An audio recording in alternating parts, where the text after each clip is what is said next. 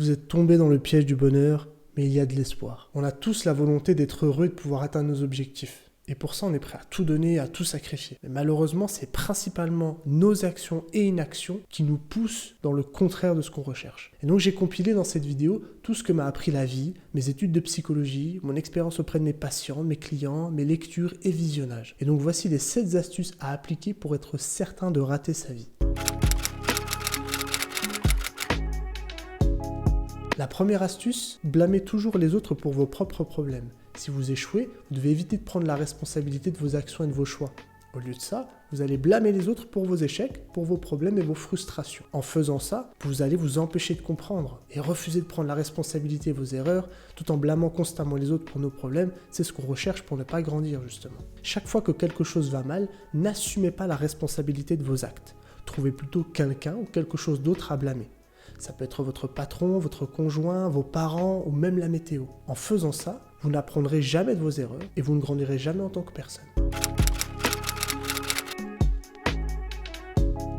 Deuxième astuce, soyez réactif et surtout pas proactif. Les personnes réactives laissent les circonstances extérieures dicter leur vie et elles se sentent souvent impuissantes. En revanche, les personnes proactives prennent le contrôle de leur vie et font des choix basés sur leurs valeurs et leurs principes. Donc pour gâcher votre vie, vous devez éviter de prendre des initiatives et attendre que les autres prennent des décisions à votre place. Au lieu de planifier et d'agir, vous attendez que quelque chose se passe et vous réagissez. De cette manière-là, vous serez toujours en retard et vous ne contrôlerez jamais votre vie.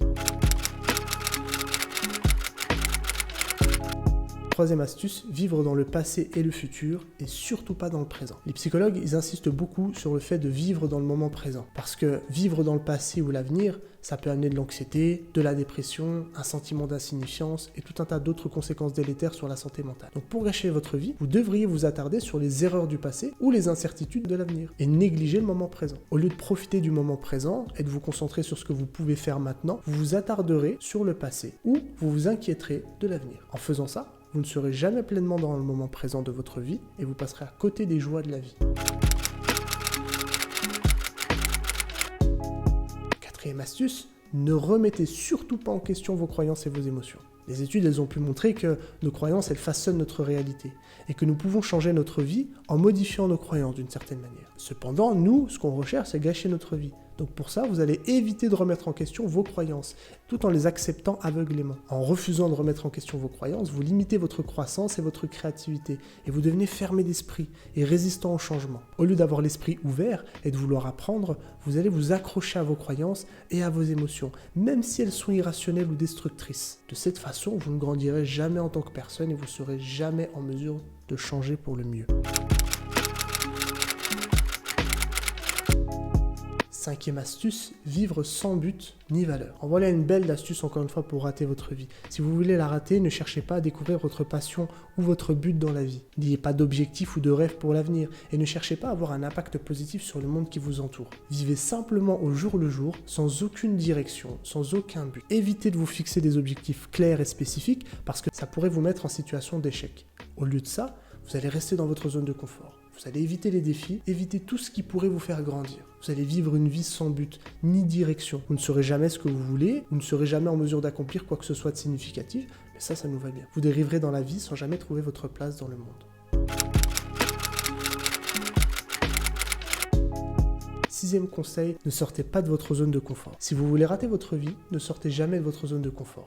Restez dans votre routine quotidienne, ne prenez pas de risques et ne faites jamais rien qui pourrait vous mettre mal à l'aise ou vous faire sortir de votre zone de confort. Évitez toutes les situations nouvelles ou imprévues et ne cherchez jamais à relever de nouveaux défis. Au lieu de prendre des risques et d'essayer de nouvelles choses, restez dans le familier, dans le confortable. N'apprendrez pas et ne découvrirez jamais ce dont vous êtes réellement capable. Vous vivrez une vie sûre et insatisfaisante. Pourquoi prendre des risques? Vous pourriez échouer ou vous pourriez être mal à l'aise? Au contraire, en sortant de votre zone de confort, vous pourriez découvrir de nouvelles choses, apprendre de nouvelles compétences et rencontrer de nouvelles personnes. Vous pourriez également réaliser que vous êtes capable de bien plus que vous ne le pensiez auparavant. Alors surtout ne faites pas ça. Septième point, ne soyez pas authentique. Essayez de vous conformer à ce que les autres attendent de vous plutôt que d'être vous-même. Évitez de montrer vos vraies émotions et ne soyez jamais vulnérable ou honnête au sujet de qui vous êtes vraiment. Vivez votre vie selon les normes des autres, plutôt que selon vos propres valeurs et vos propres convictions. Cherchez à plaire aux autres à tout prix et adaptez votre comportement en fonction de ce que vous pensez qu'ils attendent de vous. Ça vous empêchera d'être fidèle à vous-même et de construire des relations authentiques. Au contraire, en étant authentique, vous pourrez découvrir qui vous êtes vraiment et ce que vous voulez dans la vie. Vous pourriez également attirer des personnes qui vous apprécient pour qui vous êtes réellement, qui partagent vos intérêts et vos valeurs. Donc c'est en appliquant ces 7 astuces que vous pourrez vous assurer malheur et désespoir dans cette vie. Alors évidemment, vous allez les tourner dans le bon format. Et oui, c'est plus facile à dire qu'à faire. Ce que je vous propose, c'est de les voir comme des valeurs et non pas comme des objectifs. Les valeurs, elles diffèrent de l'objectif dans le sens où elles sont un chemin et non pas une destination. Donc prenez ces règles comme une boussole qui vous guide. Parfois, vous ferez 2 pas en avant, 3 pas en arrière, mais soyez fiers de vous. Vous êtes sur le chemin de ceux qui font le choix de grandir, d'avancer, au détriment des croyances, émotions et sensations physiques. Donc, on récapitule toutes les règles.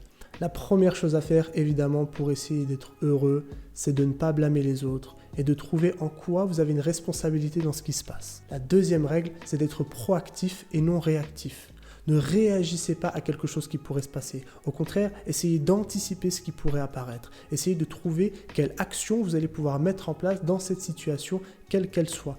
Déplacez le curseur. Cessez de désigner l'autre comme étant responsable, mais trouvez plutôt vous ce que vous pourriez faire et passez à l'action. C'est en ça qu'elle diffère de la première règle, c'est le passage à l'action. Troisième règle, vivre dans le moment présent. Évidemment que d'être pris par le passé ou par le futur est particulièrement délétère parce que c'est ce qu'on va appeler un stimuli aversif. Comme un lapin qui sera en train de brouter de l'herbe et verrait un renard apparaître, il ne pense qu'à une chose maintenant, c'est d'aller directement au terrier le plus vite possible. À partir de là, tout est focalisé, il y a une espèce de tunnel attentionnel qui ne fait voir au lapin que la menace. De la même manière, soyez dans le moment présent, vivez les choses en ce moment, prenez la joie sur le moment, indépendamment des menaces qui pourraient apparaître. Pour ça, des exercices tels que la pleine conscience peuvent vous aider. Le quatrième point, c'est évidemment de remettre en question vos croyances et vos émotions. Votre cerveau est là pour vous amener à survivre. Donc lorsque vous allez être dans une situation, son rôle c'est de scanner la situation et de voir quelle est la croyance, quelle est la pensée ou l'émotion qui augmenterait, qui serait susceptible d'augmenter vos chances de survie. À partir de ce moment-là, pour lui, son seul job c'est de vous amener à survivre. Pas de générer tel chiffre d'affaires, d'atteindre telle médaille ou de réussir tel entretien d'embauche. Son objectif à lui c'est de vous amener à survivre. Donc parfois, il va amener des distorsions cognitives déformées par les émotions qui elles-mêmes sont influencées par les pensées et vous amener sur le moment à vous handicaper dans ce que vous souhaitez atteindre. Donc remettez en question vos croyances et vos émotions. Cinquième point, vivre avec des buts et des valeurs. La plupart du temps, les personnes vont être motivées par injonction sociale, à faire les choses pour éviter une pression externe, un jugement, qu'il soit positif ou négatif, ou des pressions internes, également un jugement ou une récompense interne. Ou bien on va être motivé par des choses externes, que ce soit des compliments ou des reproches, ou bien des choses internes, des compliments, des reproches qu'on se ferait à nous-mêmes. Et à aucun moment on se fixe la valeur, le but à atteindre comme venant de nous-mêmes. Donc apprenez à vous fixer des objectifs en lien avec vos valeurs, en lien avec les choses que vous souhaitez améliorer dans ce monde, en lien avec ce que vous souhaiteriez qu'on dise de vous lors de votre enterrement, lors de votre anniversaire de vos 90 ans, de manière à ce que vous puissiez vivre en accord avec vos principes, guidés par vos principes. Le sixième point, sortez de votre zone de confort. Votre cerveau, votre corps aime le confort, aime ne pas sortir de sa zone. Et l'appétit vient en mangeant. Plus vous allez être dans l'inaction, plus vous allez être dans l'inaction. Plus vous serez dans l'action, plus vous serez dans l'action. C'est-à-dire qu'à partir du moment où vous prenez l'habitude de dire à votre corps et à votre cerveau de vous mettre en mouvement, ce sera beaucoup plus simple de continuer et de persévérer dans cette tâche-là que si au contraire, vous vous confortez dans cette inaction qui est perpétuelle.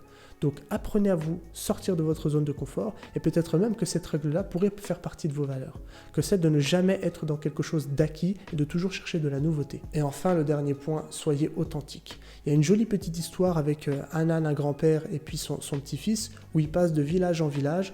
La première fois, le grand-père est sur l'âne et le garçon est à côté et les gens vont critiquer.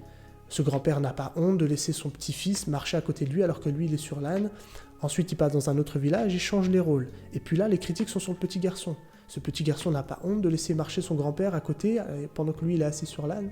Et puis il passe dans un troisième village où les deux sont à côté de l'âne. Et les gens les critiquent de nouveau. Vous êtes complètement imbécile de marcher alors que vous avez un âne qui pourrait vous porter. Et puis enfin, dans un autre village, ils sont les deux sur l'âne. Et là, ils reçoivent de nouveau des critiques. Ils n'ont pas honte de surcharger cet âne, à être deux sur son dos alors qu'il pourrait marcher. Dans tous les cas, les personnes vont projeter chez vous des choses et des attentes. Votre job, votre responsabilité, c'est de vous en extraire et de ne pas chercher à agir selon ce qu'ils attendent de vous, mais d'agir selon vos propres valeurs. Et on en revient à la boussole qu'on aura définie auparavant. Alors bien sûr, ce n'est pas simple tout seul. Construisez-vous un environnement capable de vous aider, de vous guider. Faites appel à un psychologue, à un coach pour essayer d'avancer lorsque vous rencontrez des obstacles. Et si votre souffrance vous dépasse, manifestez votre force et votre estime de vous à travers une demande d'aide. Et peut-être qu'on se retrouvera dans ce chemin, peut-être dans une prochaine vidéo. Et d'ailleurs, quelle autre règle auriez-vous rajouté? Je vous souhaite le meilleur.